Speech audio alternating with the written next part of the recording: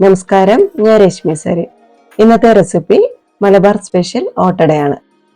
ഓട്ടട തയ്യാറാക്കുന്നതിന് വേണ്ടിയിട്ട് 1.5 കപ്പ് പച്ചരി നന്നായിട്ട് കഴുകി വൃത്തിയാക്കി കുറച്ച് വെള്ളം ഒഴിച്ചിട്ട് 6 മണിക്കൂർ ഒന്ന് കുതിരാനായിട്ട് മാറ്റി വെക്കുക. അരി നന്നായിട്ട് കുതിർന്നു കഴിയുമ്പോൾ ഒന്നും കൂടി ഒന്ന് കഴുകിയിട്ട് അതിൽ വെള്ളം ഊറ്റി കളഞ്ഞിട്ട് ഒരു മിക്സിന്റെ ജാറിലേക്ക് ഇട്ട് കൊടുക്കാം. ഈ അരി അരച്ചെടുക്കാനുള്ളതാണ്. അപ്പോൾ അതിൻ്റെ കൂടെ 1/2 കപ്പ് ചിരകിയ തേങ്ങയും അതേപോലെ തന്നെ 1/2 കപ്പ് ചോറും 3-4 ചെറിയുള്ളിയും 1/4 ടീസ്പൂൺ ജീരകം കൂടെ ചേർക്കുകയാണ്. പിന്നെ ഓട്ടട മാവിന് ആവശ്യമായിട്ടുള്ള 3/4 ടീസ്പൂൺ ഉപ്പും കൂടെ ചേർത്ത് ഇളം ചൂടുള്ള വെള്ളം ചേർത്തിട്ടാണ് അരയ്ക്കുന്നത്. ഓട്ടടേന്റെ മാവ് നല്ല ലൂസായിട്ട് വേണം ഇരിക്കാൻ. ഞാനിവിടെ 1.5 കപ്പ് അരിക്ക് 2.25 കപ്പ് ഇളം ചൂടുവെള്ളം ചേർത്തിട്ടാണ് അരച്ചെടുക്കുന്നത്. ഒട്ടും തരിയില്ലാതെ വേണം അരച്ചെടുക്കാൻ. ഒരുപാട് ചൂടുള്ള വെള്ളം ഒഴിച്ചിട്ട് മിക്സിന്റെ ജാറിലിട്ടിട്ട് അരച്ചെടുക്കരുത്, ചിലപ്പോൾ അടപ്പ് തുറന്നു പോകും. അതുകൊണ്ട് ഇതുപോലെ ചൂടുവെള്ളം ഒഴിച്ചിട്ട് അരയ്ക്കാൻ പറ്റുന്നില്ലെങ്കിൽ ആദ്യം കുറച്ച് വെള്ളം ഒഴിച്ച് അരച്ചെടുക്കുക. എന്നിട്ട് അരച്ചെടുത്തതിലേക്ക് ബാക്കിയുള്ള ചൂടുവെള്ളം കൂടെ ചേർത്തിട്ടൊന്ന് ഇളക്കി യോജിപ്പിച്ച് എടുത്താൽ മതി. അതേപോലെ അരിയും ചോറും ചേർത്ത് അരച്ചതിന് ശേഷം അതിലേക്ക് ചിരകിയ തേങ്ങയും കൂടെ ചേർത്തിട്ടും ഓട്ടട ഉണ്ടാക്കിയെടുക്കാം. പിന്നെ ചെറിയുള്ളിയും ജീരകമൊക്കെ വേണമെങ്കിൽ ചേർക്കാം, നമുക്ക് താല്പര്യമില്ലെങ്കിൽ ഒഴിവാക്കാം. ഇനി അരച്ചെടുത്തിരിക്കുന്ന മാവ് ഒരു ബൗളിലേക്ക് ഒഴിച്ചു കൊടുക്കാം.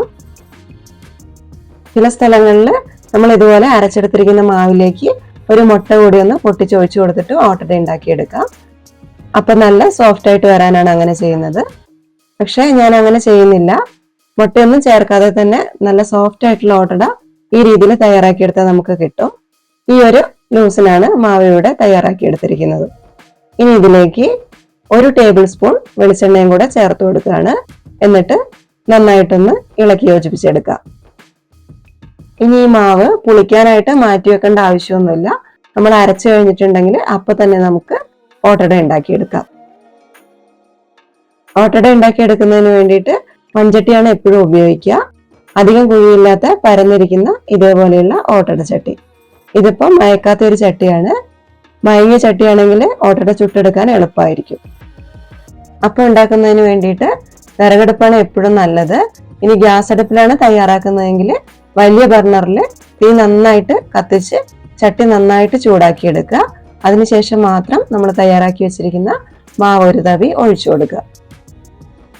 മാവ് ഒഴിച്ചതിന് ശേഷം സൈഡ് ഭാഗമൊക്കെ ഇതേപോലെ ഓട്ടകൾ വന്ന് തുടങ്ങുമ്പോൾ തന്നെ 5 സെക്കൻഡിന്റെ ഉള്ളിൽ നമ്മൾ ഇതേപോലെ അടച്ചു വെച്ചിട്ട് ഓട്ടട ചൂടാണെങ്കിൽ നടുഭാഗം നന്നായിട്ട് പൊന്തിയിരിക്കുന്ന ഓട്ടട ഉണ്ടാക്കിയെടുക്കാനായിട്ട് പറ്റും. മാവ് ഒഴിച്ച് അടച്ചു വെച്ചതിന് ശേഷം 2 മിനിറ്റ് കഴിയുമ്പോഴേക്കും ഓട്ടട നന്നായിട്ട് വെന്ത് വന്നിട്ടുണ്ടാവും. വെന്ത് വന്നിരിക്കുന്ന ഓട്ടട മുൻഭാഗം അധികം കനവില്ലാത്ത നൈസായിട്ടുള്ള ചട്ടകം ഉപയോഗിച്ചിട്ട് കുത്തിയെടുക്കാം. അതേപോലെ തന്നെ അപ്പം എടുക്കുന്ന സമയത്ത് അപ്പത്തിന്റെ നടുഭാഗം കൈ തൊട്ട് നോക്കുമ്പോൾ പശ പോലെ ഒട്ടിപ്പിടിക്കുന്നുണ്ടെങ്കിൽ 2 സെക്കൻഡ് ഒന്ന് തുറന്നു വെച്ചിട്ട് വെള്ളം വലിയുന്നത് വരെ ഒന്ന് വേവിച്ചെടുക്കാം.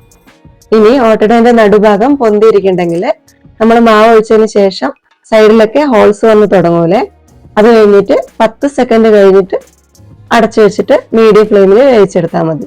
നടുഭാഗം പൊന്തിയിരിക്കണമെങ്കിൽ നമ്മൾ ഹോൾസ് വരാൻ തുടങ്ങുന്ന സമയത്ത് തന്നെ മൂടി വെക്കണം. മാവ് ഒഴിക്കുന്ന സമയത്ത് ചട്ടിക്ക് നല്ല ചൂടുണ്ടായിരിക്കണം. മാവ് ഒഴിച്ചതിന് ശേഷം മീഡിയം ഫ്ലെയിമിലേക്ക് വെച്ചിട്ട് അപ്പം ഉണ്ടാക്കിയെടുക്കുകയാണെങ്കിൽ അടിഭാഗം ഒട്ടും കരിഞ്ഞു പോകാതെ തന്നെ നമുക്ക് ഓട്ടട ഉണ്ടാക്കിയെടുക്കാം. അപ്പൊ ഇത്രയേ ഉള്ളൂ. ഇതുപോലെയുള്ള ചെറിയ ചെറിയ കാര്യങ്ങൾ ശ്രദ്ധിച്ചു കഴിഞ്ഞിട്ടുണ്ടെങ്കിൽ നമുക്ക് നല്ല സോഫ്റ്റ് ആയിട്ടുള്ള ഓട്ടട ഉണ്ടാക്കിയെടുക്കാം. ഈ റെസിപ്പി നിങ്ങൾക്ക് ഇഷ്ടമാവുകയാണെങ്കിൽ പുതിയ റെസിപ്പീസിന് വേണ്ടിയിട്ട് കണ്ടുകൊണ്ടിരിക്കുന്ന സമയത്ത് തന്നെ ചാനലൊന്ന് സബ്സ്ക്രൈബ് ചെയ്യണേ. കൂടാതെ ലൈക്കും ഷെയറും കൂടി ഒന്ന് ചെയ്തിട്ട് സപ്പോർട്ടും കൂടെ ചെയ്യണം. അപ്പൊ അടുത്ത നല്ല റെസിപ്പിയുമായിട്ട് കാണുന്നത് വരെ നന്ദി.